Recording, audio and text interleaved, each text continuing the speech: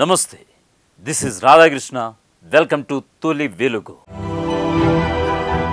Jubilee Hills bypoll వేళ అధికార కాంగ్రెస్ వ్యూహాలు అంతు చిక్కడమే లేదు. ఎట్టి పరిస్థితుల్లో గెలుపే అజెండాగా బరిలోకి దిగినటువంటి హస్తం నేతలు ఊహకందని ఎత్తులు వేస్తున్నారు. ముఖ్యంగా నియోజకవర్గంలో భారీగా ఉన్నటువంటి మైనారిటీ ఓటర్లను ఆకర్షించేలా పావులు కదుపుతున్నారని రాజకీయంగా ఆసక్తి రేపుతోంది. ఈ విషయంలో మాజీ ముఖ్యమంత్రి కేసీఆర్కు తీసిపోని విధంగా ప్రస్తుత ముఖ్యమంత్రి రేవంత్ రెడ్డి వ్యవహరిస్తున్నారా? ఎస్, ఖచ్చితంగానే అంటున్నారు రాజకీయ పండితులు.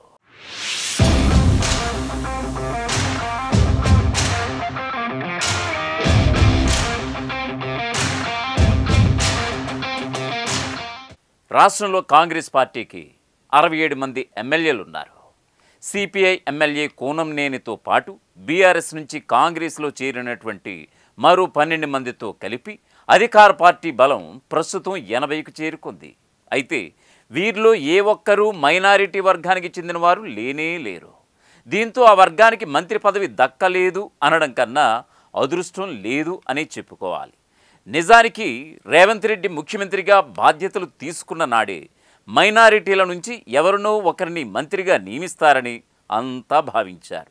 కానీ అప్పట్లో ఎమ్మెల్యే ఎమ్మెల్సీగా కాంగ్రెస్ పార్టీకి చెందినటువంటి మైనారిటీ నేతలకు ప్రాతినిధ్యం లేకపోవడంతో అది సాధ్యపడలేదు. ఆ తర్వాత ఎమ్మెల్సీగా మైనారిటీ నేత మస్కతీని తీసుకోవాలని నిర్ణయించడంతో మంత్రిగా ఆయన పేరు తెరపై కూడా వచ్చింది. అదే సమయంలో సీనియర్ నేత షబ్బీర్ అలీ సైతం రేసులోకి రావడంతో మైనారిటీ మంత్రి కోటా భర్తీ పెండింగ్లో పడిపోయింది. కాంగ్రెస్ నుంచి మైనారిటీ కోటాలు షబ్బీర్ అలీతో పాటు టీమిండియా మాజీ కెప్టెన్ అజారుద్దీన్, నాంపల్లి నుంచి పోటీ చేసినటువంటి మహమ్మద్ ఫిరోజ్ ఖాన్ మధ్య పదవుల కోసం తీవ్ర పోటీ అయితే ఉంది. అయితే ఈ ముగ్గురిలో ఎవరికి మంత్రి పదవి ఇవ్వాలి అనేటువంటి దానిపై తర్జన భర్జన మధ్య 2 ఏళ్ల కాలం గడిచిపోయింది. ఇక జూబ్లీహిల్స్ ఉప ఎన్నిక రావడంతో ముగ్గురిలో అజారుద్దీన్కు లైన్ క్లియర్ అయిపోయింది. గత ఎన్నికల్లో జూబ్లీహిల్స్ నుంచే పోటీ చేసినటువంటి అజారుద్దీన్ దాదాపు 20,000 ఓట్ల తేడాతో ఓడిపోయారు.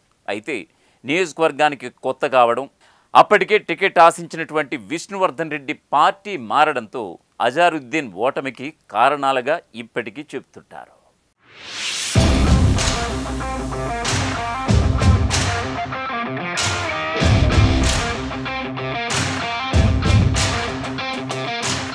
ఈ పరిస్థితుల్లో జూబ్లీహిల్స్ ఉప ఎన్నికల్లో పోటీకి రెడీ అయినటువంటి అజారుద్దీన్ను కాంగ్రెస్ అధిష్టానం తప్పించేసింది.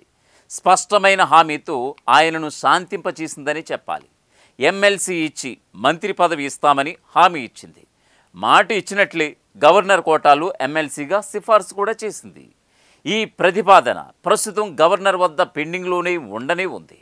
అయితే అజారుద్దీన్కు ఇక ఎమ్మెల్సీ పదవి వచ్చినట్టే, ఆయన మంత్రి అయినట్టే అని అంతా గుసగుసలు కూడా మొదలుపెట్టేశారు. అయితే ముఖ్యమంత్రి రేవంత్ రెడ్డి ఆ వదంతులకు, ఆ రూమర్స్కు తన చర్యలతో చెక్ పెట్టేశారు.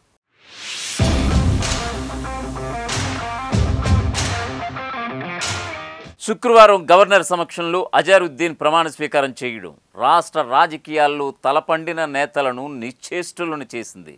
అయితే మొదటి నుంచి అజారుద్దీన్కు మంత్రి పదవి దక్కడాన్ని తప్పుబడుతూ వస్తున్నటువంటి బీజేపీ ఎన్నికల కమిషన్కు ఫిర్యాదు చేసినా ఆగే పరిస్థితే లేదనేది తెర వెనుక మాట. ఇదిలా ఉంటే అజారుద్దీన్ మంత్రిగా ప్రమాణ స్వీకారం చేసిన వెంటనే ఆయనకు కేటాయించే శాఖపై అనేక రూమర్స్ పుట్టుకొచ్చేశాయి. రాష్ట్రంలో మైనారిటీలకు ఉన్నటువంటి ప్రాధాన్యత దృష్ట్యా అజారుద్దీన్కు మైనారిటీ సంక్షేమంతో పాటు కొన్ని ఇతర కీలక శాఖలు అప్పగించే ఛాన్స్ ఉందని కూడా అంటున్నారు. ప్రధానంగా ముఖ్యమంత్రి రేవంత్ రెడ్డి వద్ద ఉన్నటువంటి హోంశాఖను అజారుద్దీన్కు కేటాయించే అవకాశాలు ఎక్కువగా ఉన్నాయని ఒకవైపు ప్రచారం జరుగుతోంది. గత ప్రభుత్వంలో మైనారిటీ నేత మహమ్మద్ అలీ ఉప ముఖ్యమంత్రి హోదాలో హోంశాఖ బాధ్యతలు చూశారు. ఆయన కూడా పెద్దల సభ సభ్యుడిగానే ఎన్నికైనటువంటి విషయం మనందరికీ తెలిసిందే. దీంతో మాజీ ముఖ్యమంత్రి కేసీఆర్ వ్యూహాన్నే అమలు చేసేలా కాంగ్రెస్ సర్కార్ పావులు కదిపే అవకాశం ఉందనేది తెర వెనుక చర్చ జరుగుతోంది. క్రికెట్లో టీమిండియా కెప్టెన్గా పనిచేసినటువంటి అజారుద్దీన్కు ఇంగ్లీష్, హిందీలపై మంచి పట్టు ఉంది. దీంతో అఖిల భారత సర్వీసులు అంటే ఐఏఎస్, ఐపీఎస్ లాంటి ఉన్నతాధికారులను ఆయన బాగా డీల్ చేయగలరని అంచనా కూడా వేస్తున్నారు రాజకీయ పండితులు. ఈ కారణంగానే హోంశాఖ అప్పగిస్తే ఎలా ఉంటుంది అన్నటువంటి విషయమై ముఖ్యమంత్రి రేవంత్ రెడ్డి తన సన్నిహితుల సలహాలు తీసుకుంటున్నట్లుగా తెలుస్తోంది. అదే సమయంలో విద్యాశాఖను కూడా అప్పగించాలనేటువంటి ప్రతిపాదన కూడా పరిశీలిస్తున్నట్లుగా చెబుతున్నారు.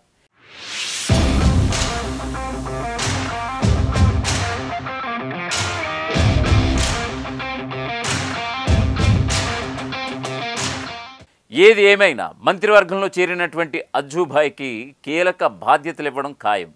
అది జూబ్లీహిల్స్ అభ్యర్థి గెలుపునకు దోహదపడేలా ఉండటం పక్కా అంటున్నారు పొలిటికల్ పండిట్స్. అసలైన తొలి వెలుగు. ఫాలో వాట్సాప్ @తొలి వెలుగు official.